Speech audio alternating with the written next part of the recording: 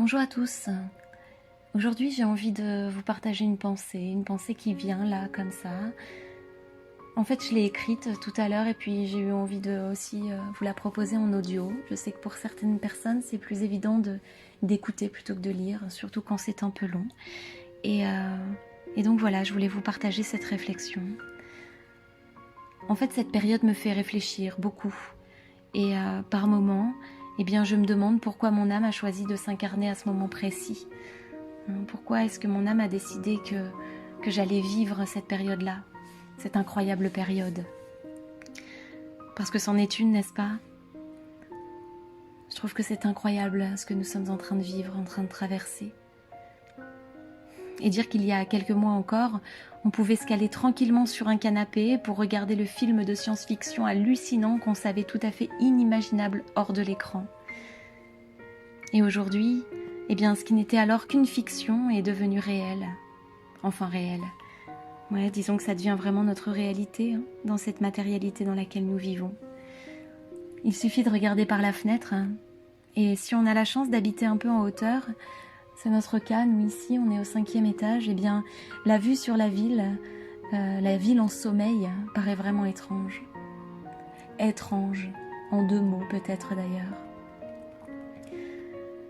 En ce moment, je me pose beaucoup de questions. Et avec Sophie, on a la chance de pouvoir échanger, de pouvoir partager sur nos prises de conscience, sur nos réflexions.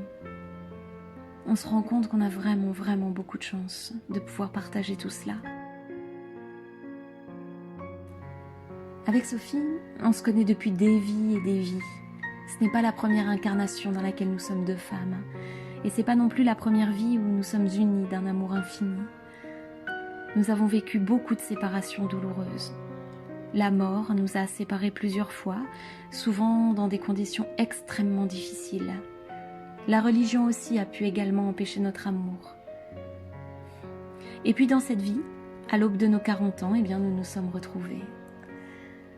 Les chemins que nos âmes ont empruntés avant que dans cette matière-là nous nous retrouvions ont été sacrément riches d'obstacles à franchir. Lorsqu'on s'est vus, alors même que notre conscience n'avait encore pas vraiment saisi, eh bien nos âmes déjà entre elles se mettaient à danser. Depuis ce 11 septembre 2017, nous évoluons ensemble, ici dans la matière.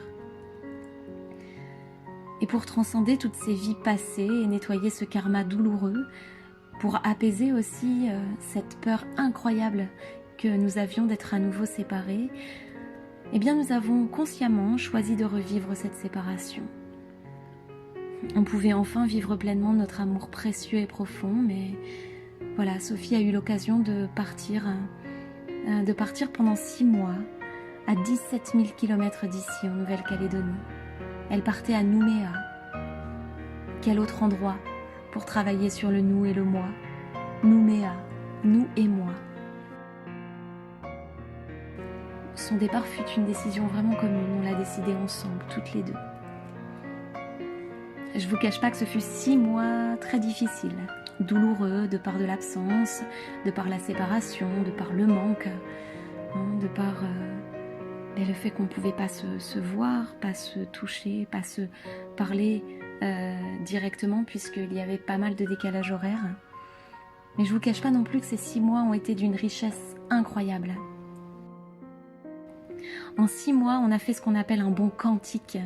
Nous avons l'une l'autre travaillé sur nous et toujours on était vraiment connectés. C'était vraiment une connexion extraordinaire, incroyable. Moi, ce que je vivais ici, elle le ressentait là-bas et ce qu'elle vivait là-bas, je le ressentais ici.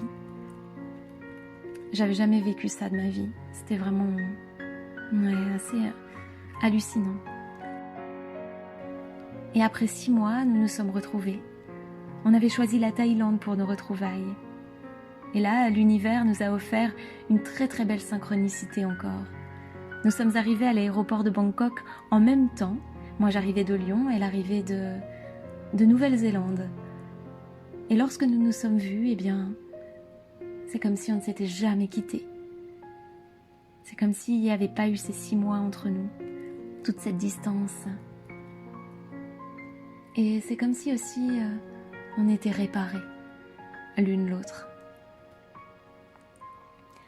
Alors on a parfaitement compris maintenant cette équation du 1 plus 1 égale 1. Sophie n'est pas du tout ma moitié. Sophie est mon autre entier, le second pilier de notre temple. Elle est un, je suis un. Elle et moi, nous sommes un. C'est marrant, j'avais pas du tout prévu de vous raconter tout ça. Mais ma conscience et mon cœur semblent vouloir le faire, alors.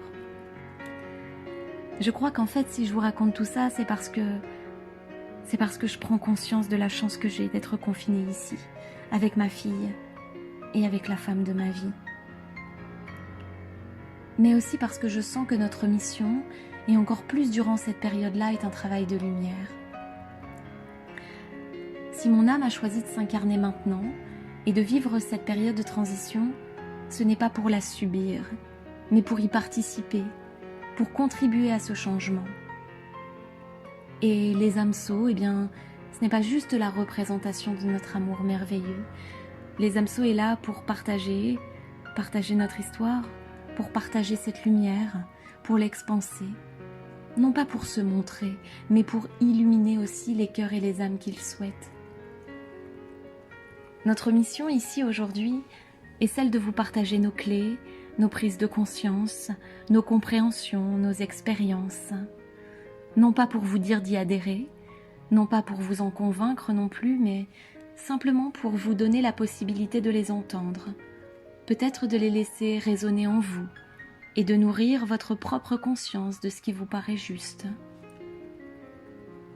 Avant ce confinement, les hameçons étaient en plein essor. Notre activité était en plein essor. Nous avions trouvé le chemin de notre alignement. Tout va tellement vite aujourd'hui. À peine a-t-on pris conscience d'une chose qu'il faut déjà passer à la suivante. En tout cas, c'est ce que nous ressentons. Nous avons l'impression que là-haut, nos guides nous demandent d'avancer encore plus vite. Ils n'ont pas toujours conscience qu'ici-bas, nous avons besoin de plus de temps, que l'énergie n'est pas aussi rapide dans la matière. En ce moment, tout est en pause. En apparence, car énergétiquement, j'ai la sensation que tout bat son plein. Aujourd'hui, des âmes s'envolent pour servir sur les plans subtils. Je suis vraiment convaincue de cela. Et pourtant, ici sur Terre, mon empathie est si grande que je ne parviens pas à retenir mes larmes. Qu'est-ce que je pleure en cette période. C'est à la fois extrêmement douloureux ici sur Terre, ce qui est en train de se passer. Et en même temps, c'est juste incroyable et c'est juste merveilleux ce que nous sommes en train de vivre. Nous sommes témoins d'un monde qui change, de vibrations qui s'élèvent. Et aujourd'hui, nous nous devons d'en être les acteurs. Nous, vous, qui avons la chance d'avoir des outils, d'être des êtres conscients, nous n'avons d'autre choix aujourd'hui que de répondre présent à nos vocations, d'accompagner chacun et chacune vers sa propre lumière pour rendre la lumière au monde, à notre terre. Aujourd'hui, nous n'avons plus d'autre choix que d'œuvrer pour cette transition. Aujourd'hui est le moment de devenir ce pourquoi nous nous sommes incarnés, des êtres de lumière, des êtres humains connectés à notre part divine pour offrir au monde la possibilité de co-créer, de s'éveiller, d'être ensemble. Je ne vous cache pas qu'ici, dans mon humanité, il y a des moments où j'ai peur, j'ai vraiment peur. Mais lorsque je quitte cette peur et ce mental inférieur, lorsque je laisse mon ego au repos et que je reviens dans l'espace de mon cœur, je sens que ma mission, je sens que la mission de Sophie, je sens que notre mission à toutes les deux, que la mission de Les hameçons, c'est de vous accompagner ici pleinement, dans notre humanité. Nous sommes des travailleurs de lumière et des travailleurs de terrain, de terre, hein, en 2 mots là encore peut-être. Les hameçons, c'est nous. Les hameçons, c'est elle et moi. C'est le 1 plus 1 égale 1. C'est mon yin et c'est son yang. Nous aimerions vous offrir plus de réflexion encore, plus d'espace de lumière. Nous aimerions faire plus. Mais comme nous ne cessons de le dire, nous devons d'abord commencer par nous comprendre nous, avant de vous offrir ce que nous avons trouvé de lumière. Alors, nous respectons notre rythme. Nous respectons vraiment notre rythme dans cette période de confinement pour vous proposer, comme nous souhaitons toujours le faire, ce qui nous semble le plus juste. Comme le disait Sophie dans son dernier podcast, les mots sont dits et posés à un instant T. L'instant suivant, ils ont déjà évolué. Nous sommes là, chaque jour, connectés d'une manière ou d'une autre aux énergies Reiki, à la lumière divine, à nos parts d'ombre aussi, pour mieux les comprendre et les transcender. Nous sommes là toujours pour vous accompagner, avec qui nous sommes, là où nous en sommes, avec notre sincérité et notre authenticité. Voilà, c'est avec tout notre amour que nous souhaitions vous dire ça, vous communiquer tout cela. Et c'est cette pensée, là, au fil de l'eau encore, que j'avais envie de vous offrir. Je vous souhaite de prendre vraiment soin de vous. Namasté.